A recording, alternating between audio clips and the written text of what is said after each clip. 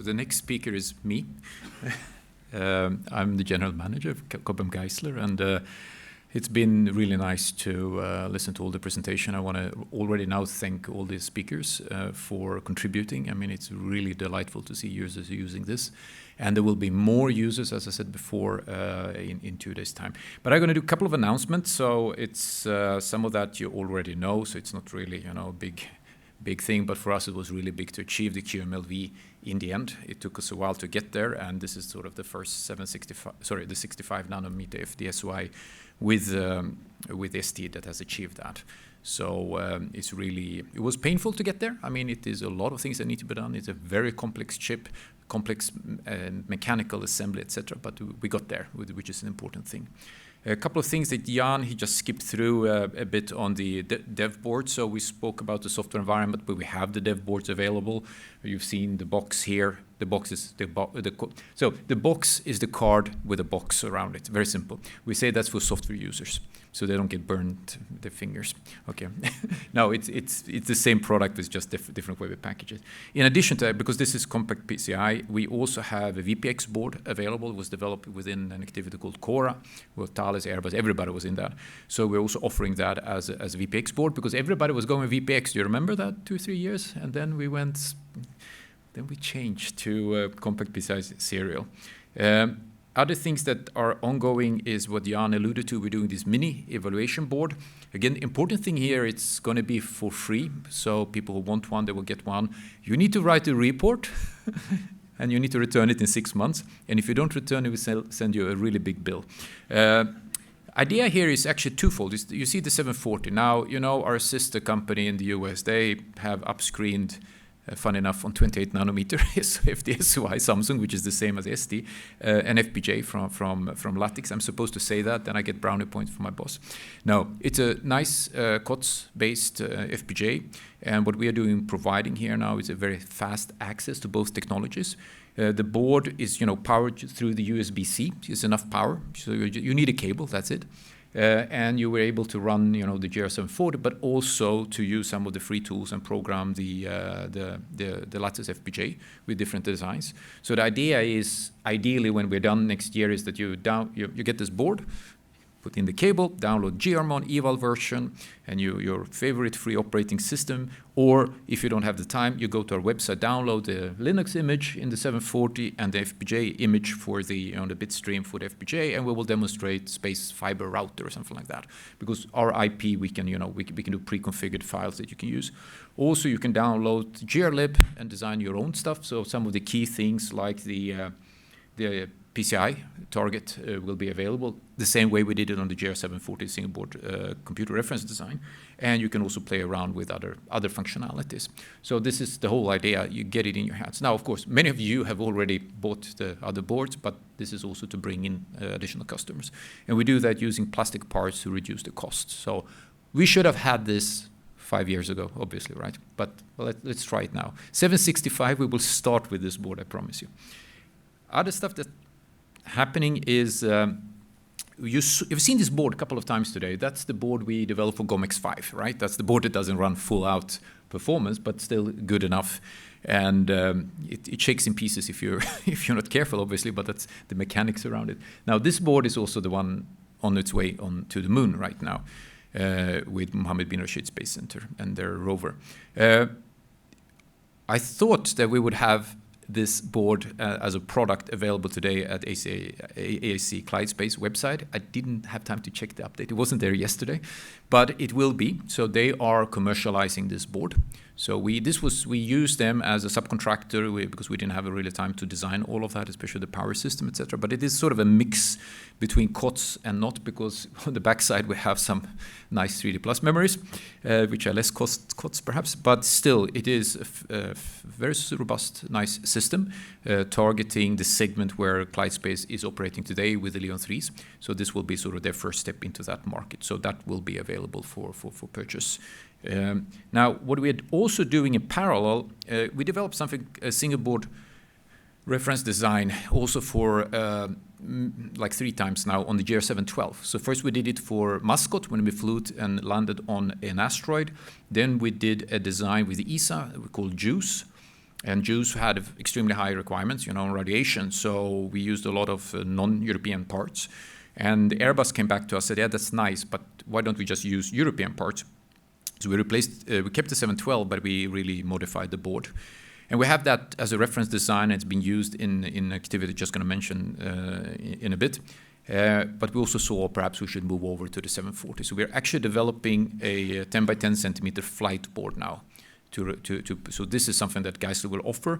The pricing, quality level, we try to differentiate between Clyde Space and what we are doing here. So this is really high-end, small size that we are doing. And hopefully we will have also by the summer we should have a prototype available and a design. And the idea is that we're going to commercialize that as a board. We're still looking a bit with strategic partners to implement this. That's not 100% determined. We are financed, though, through the Swedish National Space Agency. Looking at this board, it's actually going to be used by Airbus and the University of Stuttgart. If you're aware of what they call something, the flying laptop, that was a Leon 3 back in the days. And then they changed the name to Flexible LEO Platform, FLP2. And now they're also doing something called Flexible LEO Cube with this new one. So they call them the F-series of small satellite. They're like flexible, and it's either for CubeSats or for up to 50, 100 kilo. So they're like two different ranges. And they're basically migrating the 712 designs towards the 740. And if you follow these guys, they really push the FLP2 into many different countries. We're in South Africa, Thailand, etc. So they're really trying to push out new technology to new space countries, and we're really happy to support them. And of course, we want to move them to 740. The idea with the board I showed you before is also we'll have like two quality levels. One would be ghost, ceramic, and high end, but we can also do let's say a Leo price range type of thing. So those are the new stuff we are doing right now. Other things that people who didn't present, unfortunately, but we have done press releases recently. So this is Space Logistic, a Northrop Grumman company. They are using the 740 in the main computer of the Mission Robotic Vehicle, I think it's MRV, yeah. So what they do there, they go up with a probe or satellite up to GEO, and then they take a pod, they call it, and attach that to the GEO satellite in order to keep it in orbit for a longer period. So they basically take over the propulsion and steering of the system. And in both units, we have 740s, which is quite cool. And they can actually service multiple GEO satellites. So if you already traveled up there, traveling along the equator is not that expensive compared to doing this over and over again. So this is a really nice application. They say, wait, we are now green. We are reusing. We are no more debris. Well, there's no debris out there anyway. So anyway, so that's one of the applications. So pity we couldn't hear a presentation, but there is a press release. Another one where we didn't manage to secure a presentation this time because they're busy, it's the Roman Space Telescope. So this was WFIRST previously. There's a lot of public information on their onboard computer. Using a GR740. There's probably an RTG4 on that one too. Well, if in doubt, add RTG4. So that's, there is already published information. We'll see if we can have something, when they're less busy with this project. Now, other things is that when we have customers that are a bit, not secretive, but they don't traditionally publish what they're doing, and specifically in different regions of the world. But we have secured the rights to tell you that Mitsubishi Electric in Japan are now using the GR740 for their programs. That's what I can say. But it's definitely, we managed to get into the market. Those who have followed us have seen also, again, we can say that, but not really publish, is that they're using the GR712 in the H3 launcher, the new one, which is going to have a maiden flight. They have fiscal year 1st of April, so it tends to be just before or just after.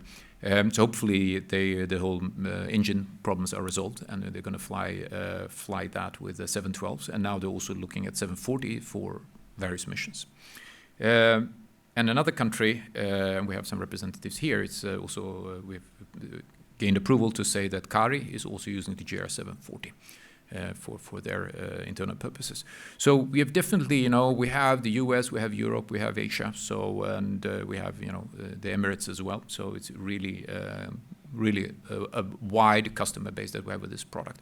I think that's also one of the strengths of ESA and the support we have, because it does bring a lot of credibility when you go to customers in other countries and say, hey, we have ESA behind us, we're part of the roadmap, this is what we've done together.